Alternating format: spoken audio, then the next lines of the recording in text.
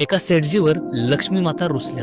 जाताना त्या म्हणाल्या, मी आता इथून निघत आहे, पण माझ्या जागी नुकसान आहे, त्यासाठी तयार राहा. पण जाण्यापूर्वी जर तुला काही मागायचं असेल तर मला माग. सेठ खूप समजदार होता. तो विनम्रतेने म्हणाला, माता जर नुकसान येणारच असेल ना तर येऊ द्या, पण मला एवढंच वरदान द्या की माझ्या कुटुंबात नेहमी सुख आणि शांती राहो. लक्ष्मी माता हसल्या आणि म्हणाल्या, तथास्तु, आणि त्या निघून गेल्या. सेठजींना 4 सुना होत्या. काही दिवसांनी सगळं नेहमीसारखं सुरू होतं. एका दिवशी सर्वात लहान सून खिचडी बनवत होती. तिने खिचडीत मीठ टाकलं आणि आपल्या कामात गुंतली. थोड्या वेळाने दुसरी सून आली. तिने खिचडी चाकली नाही, पण अजून मीठ टाकलं आणि निघून गेली. असं करत करत तिसरी आणि चौथी सून ही आल्या. त्यांनीही न चाकता खिचडीत मीठ टाकलं. रात्री जेवायला सगळ्यात आधी सेठजी बसले. पहिला घास घेताच त्यांना जाणवलं, अरे देवा, खिचडीत तर मिठाचा डोंगर आहे. पण सेठजींनी काहीही न बोलता शांत बसले. त्यांनी खिचडी खाल्ली, काहीही न बोलता उठले आणि आपल्या खोलीत गेले. नंतर मोठा मुलगा जेवायला बसला. त्याने विचारलं, बाबांनी जेवण केलं का? त्यांनी काही बोलले का? सगळ्यांनी म्हणाले, हो खाल्लं, पण काही नाही बोलले. मग मुलगाही शांतपणे खिचडी खाऊन निघून गेला. असं करत करत घरातले सगळे सदस्य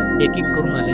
आपल्या आधींच्याकडून विचारलं, काही बोलले का? आणि सगळ्यांनी एकच उत्तर दिलं, नाही. तेव्हा प्रत्येकाने शांतपणे खिचडी खाल्ली आणि निघून गेले. त्या रात्री सेठजी झोपलेले असताना त्यांच्या स्वप्नात नुकसान आलं. त्याने हात जोडून म्हटलं, सेठजी, मी इथून जात आहे, मी तर राहू शकत नाही. सेठजी म्हणाले, का? काय झालं? तू का जात आहेस? नुकसान म्हणाला, तुम्ही सगळ्यांनी मिळून 1 किलो मीठ खाल्लं, पण एकानेही दुसऱ्यावर ओरडलं नाही, कोणी भांडलं नाही, सगळं घर शांत राहिलं. अशा घरात जिथे इतकी शांती, एकमेकांवर इतकं प्रेम आणि आदर आहे, तिथे मी राहू शकत नाही. निष्कर्ष, जीवनात चढ उतार, लाभ नुकसान, सुख दुःख हे येतच राहतात. पण ज्या कुटुंबात एकमेकांवर प्रेम आहे, परस्परांमध्ये सन्मान आणि शांतता आहे, त्या कुटुंबाचं काहीही बिघडू शकत नाही.